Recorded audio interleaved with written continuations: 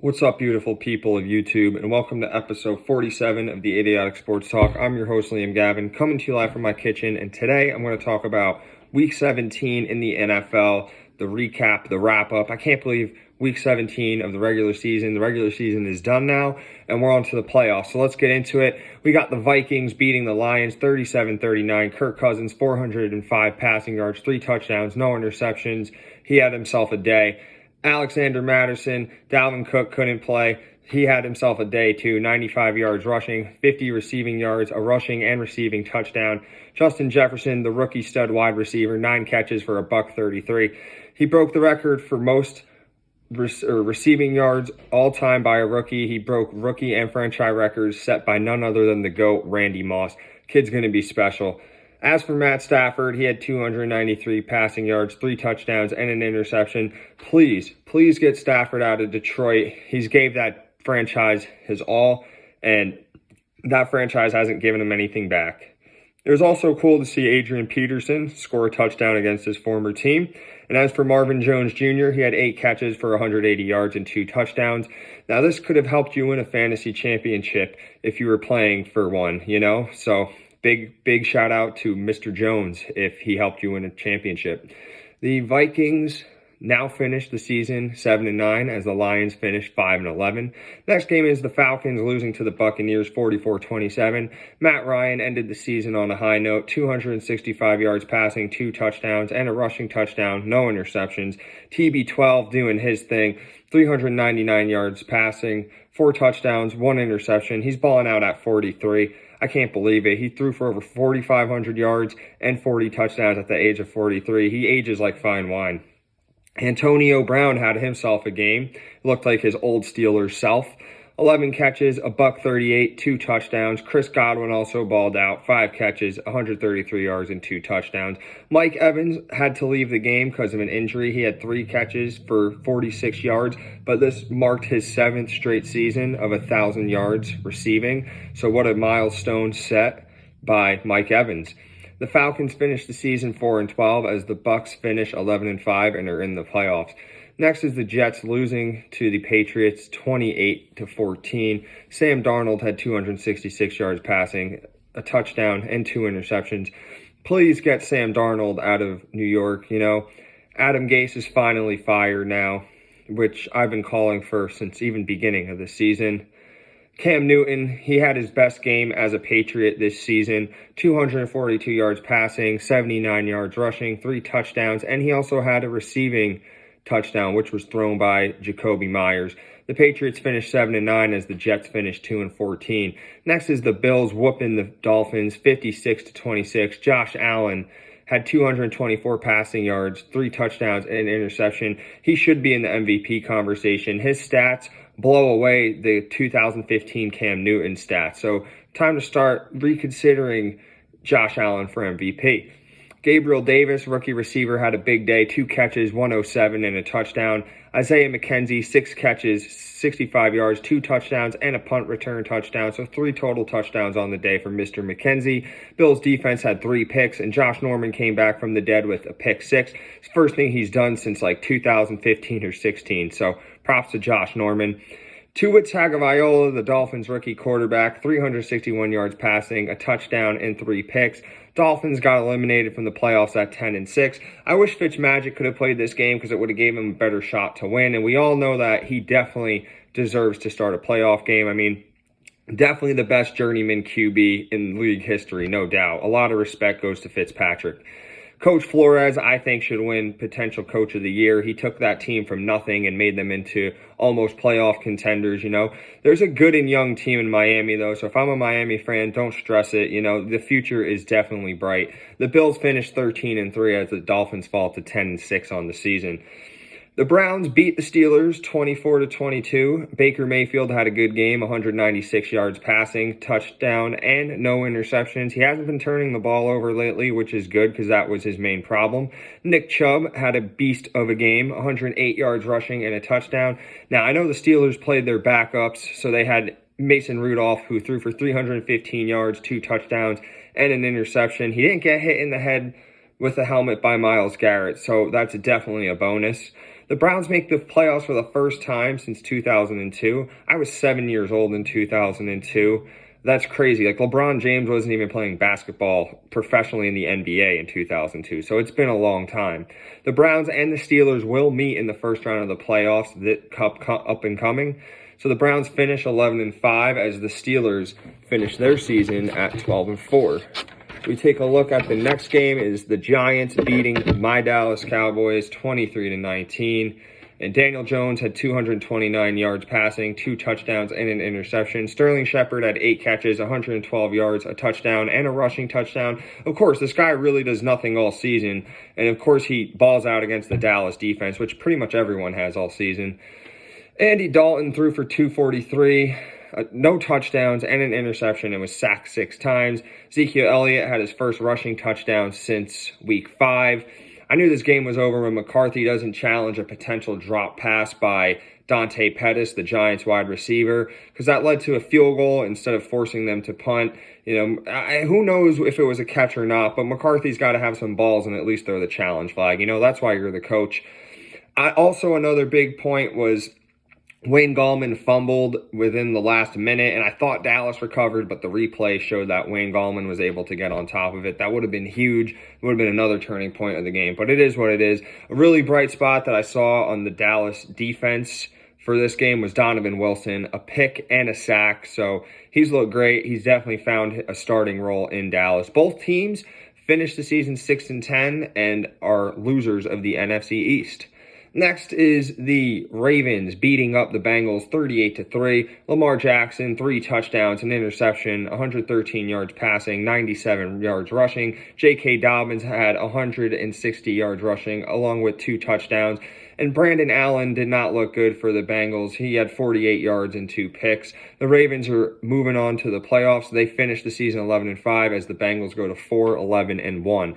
Next is the Jacksonville Jaguars getting beat by the Colts 28-14. Mike Glennon had a decent game, 261 yards passing, 2 touchdowns, no interceptions. Laviska Shenault, I think that's how I pronounced his name right. Very underrated receiver, rookie receiver that is. Jerry Jeudy, Justin Jefferson, CeeDee Lamb, T. Higgins, Chase Claypool, they get all the attention, but no one talks about Shenault. He had 6 catches, 68 yards, and 2 touchdowns, so look out for this kid in the future.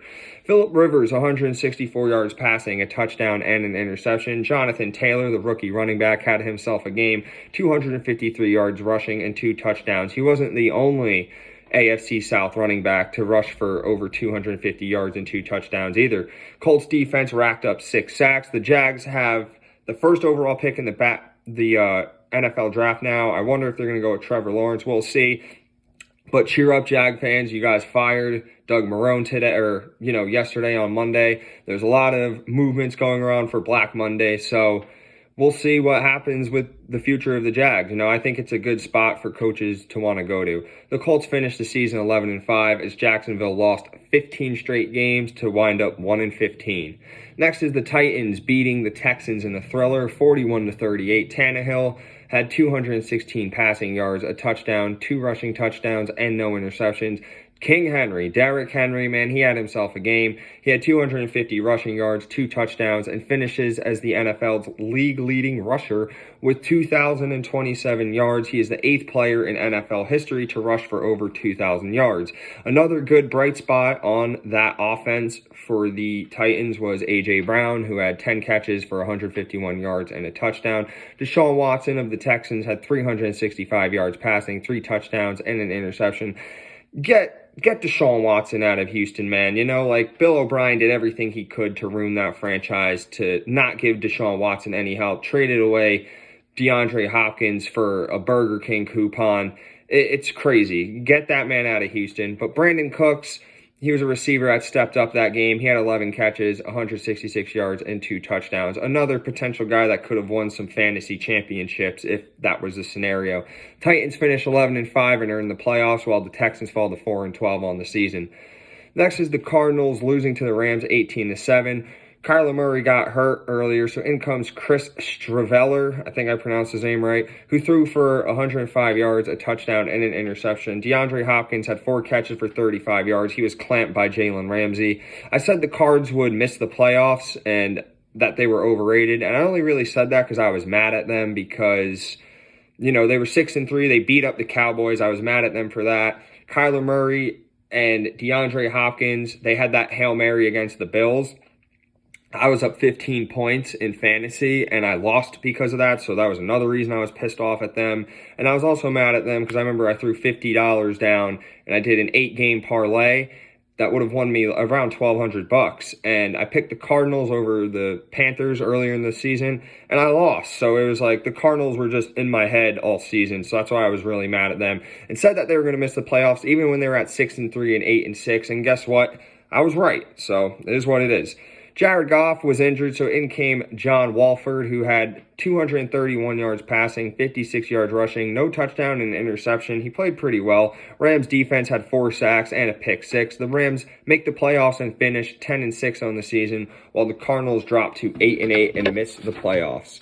Next is the Saints bullying the Panthers 33-7. Drew Brees had 201 yards passing, 3 touchdowns, no interceptions, and no Kamara, no problem, because in came Ty Montgomery, who had 105 yards rushing. Taysom Hill had a rushing touchdown, which he usually does. Saints defense had 5 interceptions. Teddy Bridgewater threw 2 of the interceptions. PJ Walker threw 3 of them. But on the bright side, Curtis Samuel and DJ Moore each over had 100 yards that game. The Saints are in the playoffs at 12-4, while the Panthers fall to 5-11 on the year. Next is the Packers beating up the Bears 35-16. Aaron Rodgers, 240 yards passing, 4 touchdowns, no interceptions. He had 4 touchdowns to 4 different wide receivers. He's done that all season. I think he's going to win the MVP. I'd rather see Mahomes get it because I can't stand Rodgers, but there's no denying Rodgers' talent. 48 touchdowns on the year to only 5 interceptions. I'm pretty sure he's going to win MVP. Trubisky had 252 yards passing and an interception. But the Bears, despite the loss, go to the playoffs because of Arizona losing. So the Bears are in as the 7th seed at 8-8. The Packers finished 13-3 on the season, while the Bears go to 8-8. Next is the Chargers, ending off on a high note, beating the Chiefs, second string, 38-21. Justin Herbert had himself a game, 302 yards passing, 3 touchdowns, a rushing touchdown, no interceptions. Since Keenan Allen was out, his main receiver was Mike Williams, who had 6 catches for 108 yards and a touchdown. Chad Henne, the backup to Patrick Mahomes, had a good game. 218 yards passing, 2 touchdowns, no interceptions. The Chargers fired Coach Anthony Lynn after the game. Lynn had a decent coaching. I know they went 12-4, and then they started to fall the past 2 seasons, so he's gone now. So we'll see what the future holds for the Chargers. I mean, they have Justin Herbert. You put the right pieces around him, and they're going to be good. He reminds me of a lesser Mahomes, he can make really crazy throws. He's so athletic. He has such a good arm. So watch out for the Chargers. They go to 7-9 on the year as the Chiefs finish 14-2. Next is the Niners losing to the Seahawks 26-23. CJ Beathard played pretty well. He had 273 yards passing, a touchdown, no interceptions. Jeff Wilson scored a rushing and receiving touchdown. He's been stepping up for all the backs that San Francisco has missed this season. But speaking of another Wilson, there's Russell Wilson, who threw for 181 yards passing, 2 touchdowns, no interceptions. And Tyler Lockett had himself a game, 12 catches for 90 yards and 2 touchdowns. The Niners finished 6-10 on the season, while the Seahawks finished 12-4.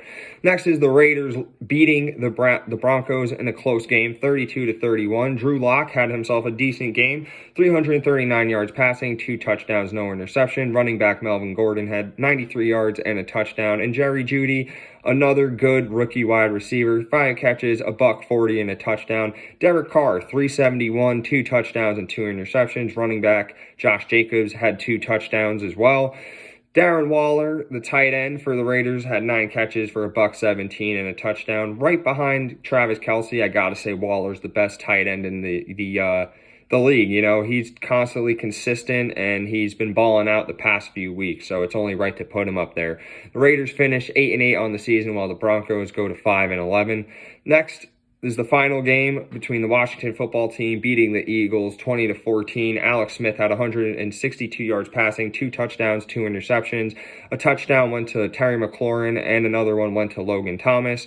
Washington has won the East. I got to tip my hats to Washington. I can't stand them being a Cowboys fan, but they overcame a lot. You know, they had the Dwayne Haskins distraction of him going to strip clubs and messing around at practice. You know, Coach Ron Rivera had cancer, comes back, wins the East. Alex Smith almost lost his leg 2 years ago in a gruesome injury.